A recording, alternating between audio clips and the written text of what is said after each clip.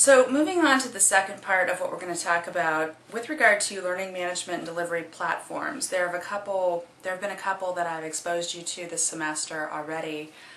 Some I've tried to use that weren't as user-friendly as I'd hoped they'd be. U2 was one of those. It allowed me to create my account, and I went in and uploaded some content. The problem was the free content that you can upload is so small that it really just wasn't going to serve my purpose.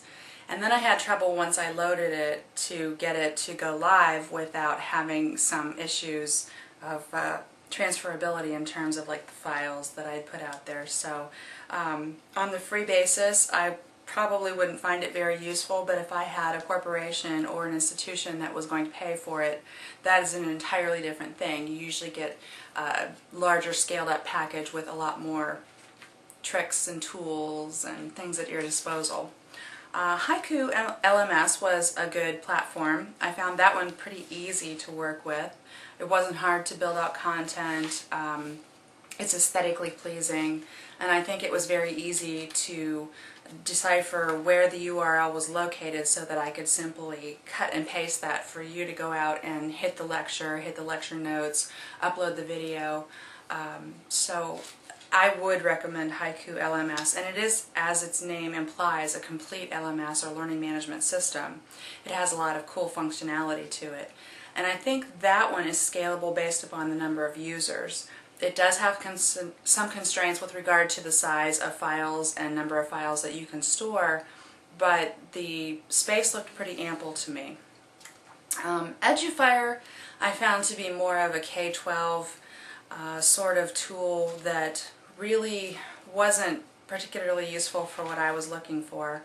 And again, you know, looking on the free level, you don't see the full functionality of what the platform may have to offer. So that's something to keep in mind. WizIQ I liked very much.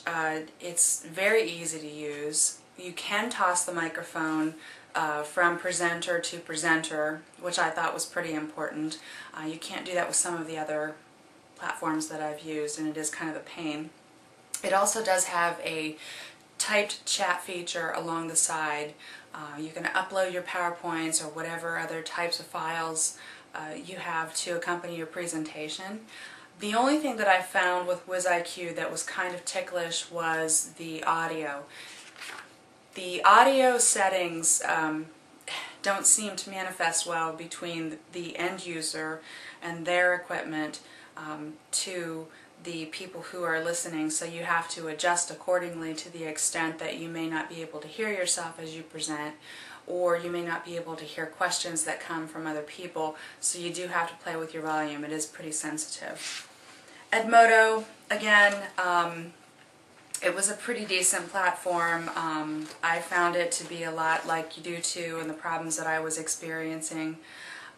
It does have a decent LMS attached to it, so it's something worth exploring depending on what your needs are.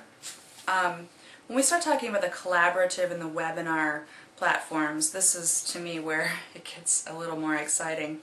WizIQ has some of this functionality, as I mentioned before. Probably my favorite is DimDim, and it is a really great webinar platform. It allows you to develop widgets that you can pin to your website or to Facebook or to Twitter or to your MySpace or whatever the case is, any of the social networking platforms. It gives you a countdown as well as the functionality to sign up for a particular webinar. The thing about DimDim that I didn't like was the fact that it is kind of difficult to toss the microphone to someone other than the actual presenter. Although I will say that it does have a very well developed chat function, and you can call in through a landline, a unique line that is dedicated to your particular webinar or session, if you will. So I think for a free platform, DimDim probably gave me the breadth of functionality that I was looking for. I happened to use it for a study group that I put together for our PhD preliminaries, and we met several times using DimDim. It's a pretty good tool. GoToMeeting.com, again, is another free tool that has some decent functionality to it. I have used it sparingly, so it's maybe something that you might want to look into with regard to your facilitated discussions. I know with DimDim you can record the session. With GoToMeeting.com I would guess they have similar functionality. Group Table is another collaborative that really seems to have a nice breadth of functionality with it as well. And of course, you know, then we have things like wikis, and there are a ton of wiki providers out there. PB Wiki, which went to PB Works, you've all used that before, or many of you have used that before. Skype has some functionality, although I'm not entirely sure that you could record it. There are other ways to do that. For instance, if you had a camera over your shoulder, you certainly could capture what was happening on the screen, presuming that the audio was sensitive enough to hear what was going on. And then finally, another area of technology tools that I'd like to explore is the screen capture. We talked a little bit about Camtasia, which is a high-end, high-functionality tool that is really, it's a pretty cool thing. For instance, I could capture a screen and make sure that it tracked my clicks, my mouse clicks through a particular platform to show how to do something. For instance, if I'm in a spreadsheet in Excel, I can teach you how to do various things by clicking on the screen. It's pretty ubiquitous, although we don't really have it at Bowling Green for some reason. Now, its open source counterpart is Jing, J-I-N-G, and in your notes for this week's lecture, I have the link for all of these technology platforms that I've mentioned. But open source, just as an example, does have a lot to offer in terms of applications that replicate some of the functionality that you find in the higher paid end applications like Camtasia versus Jing.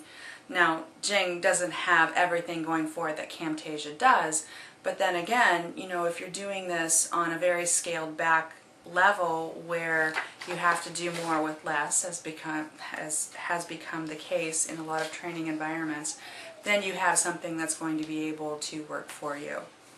So take a look at the PowerPoint that I've referenced as I've gone along here. Everything that I've talked about is touched upon there, and feel free to make notes.